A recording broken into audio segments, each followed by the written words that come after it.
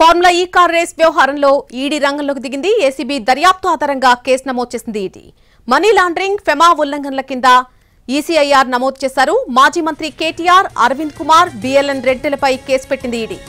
యూకేకు చెందినటువంటి as next పై కూడా case నమోదు చేసింది ఎన్ఫోర్స్మెంట్ డైరెక్టరేట్. అలాగే మంత్రి కేటీఆర్ పై నమోదైన కేసు వివరాలు ఇప్పటికే తీసుకున్నారు ఈడీ అధికారులు. ఎఫ్ఐఆర్ కాపీతో పాటు హెచ్ఎండిఏ అకౌంట్ నుంచి నగదు బదిలీకి సంబంధించి వివరాలు కూడా తీసుకుని స్టడీ చేశారు. మనీ లాండరింగ్, ఫెమా ఉల్లంఘనలు ఉన్నట్టుగా గుర్తించిన ఈడీ కేసు నమోదు చేసింది. 55 కోట్ల నిధులు ఏఎస్ నెక్స్ట్ కు బదిలీ అయినట్టుగా ఎన్ఫోర్స్మెంట్ డైరెక్టరేట్ గుర్తించింది. ఆర్బీఐ అనుమతి లేకుండా 46 కోట్లను ఏఎస్ నెక్స్ట్ ఖాతాకు డాలర్స్ గా మార్చి పంపినట్టుగా తేలింది. ఫార్ములా ఈ కార్ రేస్ లో A1 గా కేటీఆర్, A2 గా అరవింద్ కుమార్ ఉన్నారు.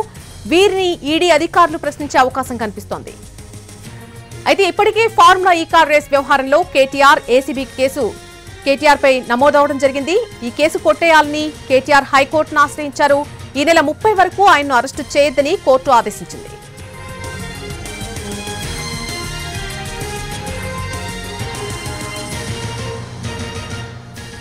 ఇదే అంశానికి సంబంధించి పూర్తి అప్డేట్ మా ప్రతినిధి అరవింద్ శర్మ అందిస్తారు ఫోన్ లైన్ లో. అరవింద్ శర్మ, నరళి, ఇక ఈడీ రంగంలోకి దిగింది. కేటీఆర్ భవితవ్యం ఏ విధంగా ఉంటుందనేటువంటిది ఇప్పుడు కొంత ఆందోళన కలిగిస్తున్నటువంటి అంశం. ఇప్పటికే ఏసీబీ అతన్ని అక్యూజ్డ్ నెంబర్ 1 గా చూపించినటువంటి ఏసీబీ మరి ఇప్పుడు ఆ రిపోర్ట్ ఆధారంగా, ఎఫ్ఐఆర్ ఆధారంగా ఈడీ కేసు నమోదు చేసింది. ఈడీ ఈసీఐఆర్ నమోదు చేసింది. దానికి సంబంధించి అందులో కూడా A1 గా కేటీఆర్, A2 గా అప్పుడు ఎంఏయుడి స్పెషల్ సెక్రటరీగా వ్యవహరించినటువంటి అరవింద్ కుమార్, మళ్ళా అలాగే అప్పుడు చీఫ్ ఇంజనీర్ హెచ్ఎండిఏగా ఉన్నటువంటి బిఎల్ఎన్ రెడ్డి, ఈ ముగ్గురు నిందితులను మళ్ళీ వాళ్ళు ఈసీఐఆర్ లో చేర్చారు. అంటే దూకుడు ఏ విధంగా పెంచింది ఈడీ అంటే, మొన్న ఫిర్యాదు అందింది ఏసీబీకి, నిన్న కేసు నమోదు చేసిన తర్వాత, ఏసీబీ కేసు నమోదు చేసిన తర్వాత నిన్న రాత్రే ఏసీబీకి ఈడీ లేఖ రాసింది.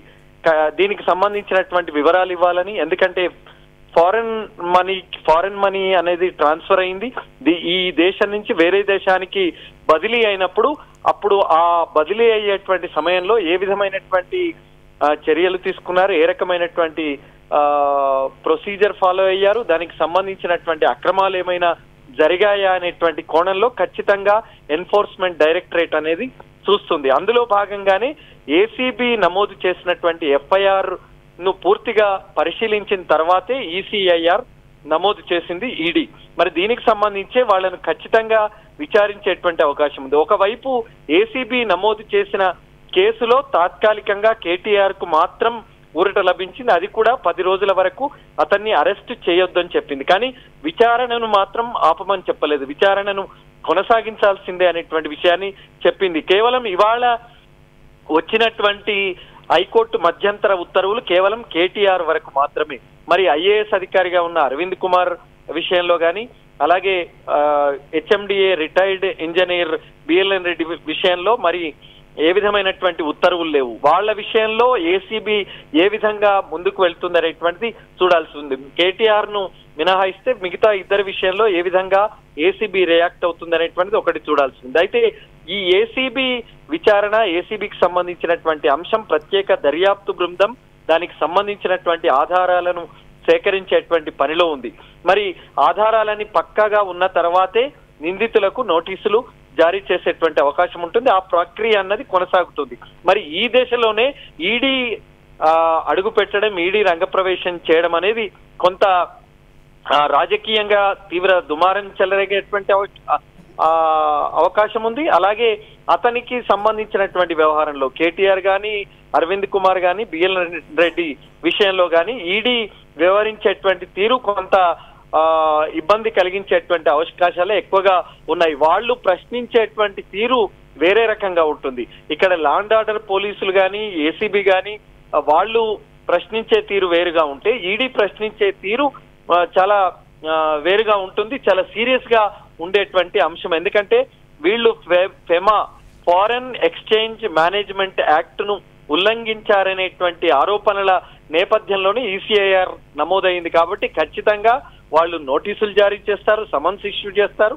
దాని ద్వారా పలానా రోజున వాళ్ళు ఈడీ కార్యాలయానికి రావాలని పిలుస్తారు. మరి గంటల తరబడి వాళ్లను విచారించేటువంటి అవకాశాలు ఎక్కువగా ఉంటాయి. ఎందుకంటే గతంలో మనం అనేక కేసులు ఈడీ దర్యాప్తు చేసేటువంటి కేసుల్లో నిందితులను విచారించేటువంటి పరిస్థితులను మనం చూసాం. గంటల కొద్ది ఉదయం నుంచి అర్ధరాత్రి దాకా కూడా విచారించినటువంటి సందర్భాలు ఉన్నాయి. మరి ఇక్కడ 55 కోట్ల రూపాయలు ప్రజాధనం, అది కూడా హెచ్ఎండిఏ ప్రభుత్వ సంస్థ హెచ్ఎండిఏ నిధులు 55 కోట్లు ఫారెన్ ఈ ఆపరేషన్ కి సంబంధించినటువంటి సంస్థ, అది లండన్ కి సంబంధించిన సంస్థ. దానికి పౌండ్స్ ద్వారా ఆ కంపెనీకి వెళ్ళాయనేటువంటి దానికి సంబంధించి అన్ని ఆధారాలు ఉన్నాయి.